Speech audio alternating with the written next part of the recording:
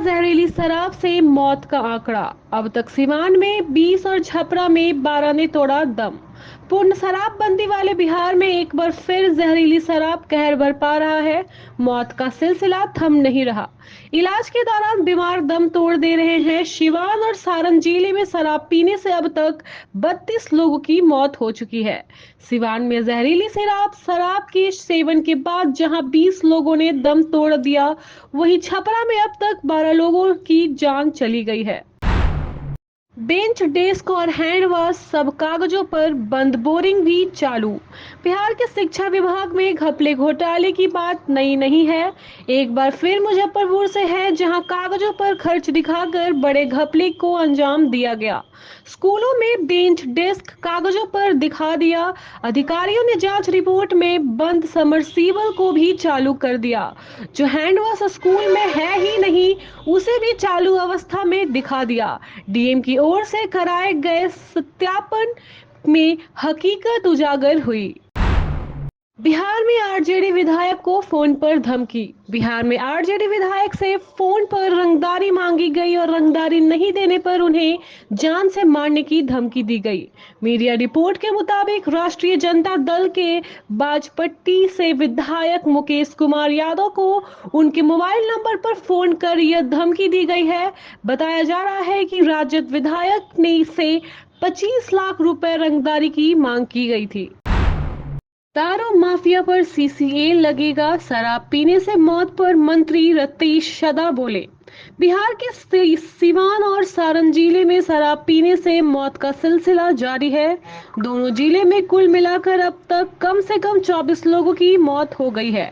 इस बीच राज्य से मद्य निषेध मंत्री रतीश शदा का बड़ा बयान सामने आया है। शराब पीने से मौत के मामले पर दुख जताते हुए मंत्री ने कहा है कि शराब माफिया और कारोबारियों के खिलाफ सीसीए लगाया जाएगा। उन्होंने यह भी कहा है कि मुख्यमंत्री नीतीश कुमार से खुद इस बारे में बात करेंगे। जहरीली शराब से 27 लोगों की हत्या, पुलिस और माफियों की मिलीभगत। तेजस्वी यादव। बिहार में जहरीली शराब से हुई मौतों के बाद से हाहाकार मचा हुआ है। इस बीच बिहार के नेता प्रतिपक्ष तेजस्वी यादव ने इस मुद्दे पर नीतीश सरकार को घेरा है। तेजस्वी यादव ने एक्स पर लिखा कि सत्ता संरक्षण में जहरीली शराब के कारण 27 लोगों की हत्या कर दी गई है। दर्जनों की आंखों की रोशनी चली गई। किसानों को दीपावली से पहले फसल नुकसान का मुआवजा, 2 चरणों में मिलेंगे पैसे। बिहार के बाढ़ प्रभावित जिलों के पीड़ित किसानों को फसलों की क्षति का मुआवजा दीपावली से पहले मिल जाएगा। बुधवार को मुख्यमंत्री नीतीश कुमार ने यह घोषणा की। उन्होंने बताया कि मुआवजे की राशि उनके खाते में चली जाएगी। इसके लिए आपदा प्रबंधक विभाग के अधिकारियों को निर्देशित किया गया है। समस्तीपुर स्कूल में शिक्षिका से मारपीट के बाद हंगामा, हेडमास्टर निलंबित। समस्तीपुर के पटोरी प्रखंड स्थित सोनावती रेशमा उच्च माध्यमिक विद्यालय में बुधवार को एक शिक्षक द्वारा महिला शिक्षिका को थप्पड़ मारने पर बड़ा विवाद खड़ा हो गया। ग्रामीणों ने हेडमास्टर की भूमिका पर सवाल उठाते हुए उनके निलंबन की मांग की।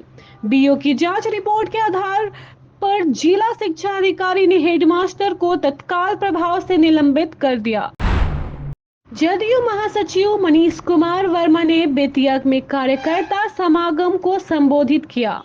जनता दल यूनाइटेड के राष्ट्रीय महासचिव मनीष कुमार वर्मा ने बेतिया अरेराज रोड पर आयोजित कार्यकर्ता समागम को संबोधित किया। इस कार्यक्रम में सांसद सुनील कुमार और अन्य नेताओं ने उनका स्वागत किया। वर्मा ने आगामी विधानसभा चुनाव में जदयू के प्रदर्शन को बेहतर बनाने के लिए कार्यकर्ताओं को टिप्स दिए और नौतन विधानसभा सीट की मांग उठाने की अपील की।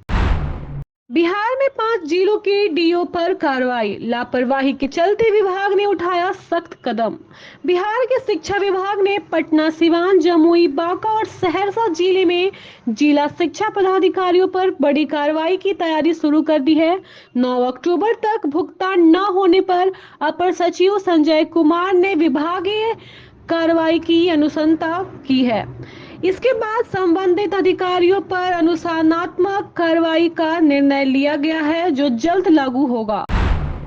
बिहार में बाढ़ पर हाई लेवल बैठक, जिलों को रिपोर्ट देने का निर्देश। बिहार के 36 जिलों में सितंबर में आई 2 बार की बाढ़ से भारी नुकसान का आकलन किया जा रहा है। सरकार ने सभी प्रभावित जिलों से बाढ़ के कारण हुए नुकसान की विस्तृत रिपोर्ट मांगी है, जिसमें पुल, सड़क, बिजली, पानी आपूर्ति और सिंचाई योजनाओं को हुए नुकसान का ब्यौरा देने अनिवार्य है। मुख्य सचिव की अध्यक्षता में हुई समीक्षा बैठक के बाद जिलाधिकारियों और सीनियर अधिकारियों को यह निर्देश दिए गए हैं। तेजस्वी यादव की रांची यात्रा और राहुल गांधी का 19 अक्टूबर का कार्यक्रम। तेजस्वी यादव कल रांची पहुंचेंगे और राजद कार्यकर्ताओं के साथ सीट शेयरिंग पर चर्चा करेंगे। 19 अक्टूबर को राहुल गांधी रांची में संविधान सम्मान सम्मेलन में हिस्सा लेंगे, जिसमें सामाजिक संगठन, संविधानिक और अन्य प्रमुखता लोग शामिल होंगे। 18 अक्टूबर को इंडिया गठबंधन की बैठक में सीट शेयरिंग पर चर्चा होगी, जिसमें तेजस्वी यादव कांग्रेस और वाम दलों के नेता मुख्यमंत्री हेमंत सोरेन के साथ शामिल होंगे।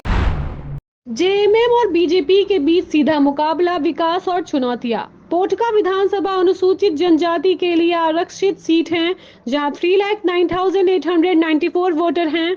वर्तमान विधायक झामुमो के संजीव सरदार हैं, जिन्होंने 2019 में भाजपा की मेनका सरदार को हराया था। हालांकि पलायन, शिक्षा, स्वास्थ्य सुविधाओं की कमी और सिंचाई जैसे मुद्दे अभी भी क्षेत्र के बड़े समस्याएं हैं। कोवाली को प्रखंड बनाने का मुद्दा भी लटका हुआ है। सीएम हेमंत सोरेन का जनता के नाम संदेश, समाज तोड़ने वाले राजनीतिक के खिलाफ लड़ने का आह्वान।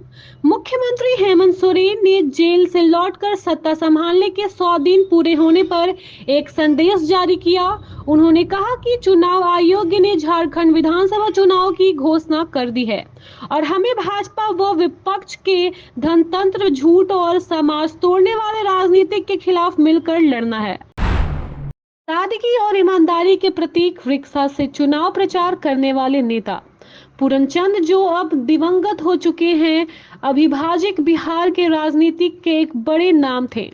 उन्होंने कभी भी तामझाम का सहारा नहीं लिया और चुनाव प्रचार रिक्शा से किया।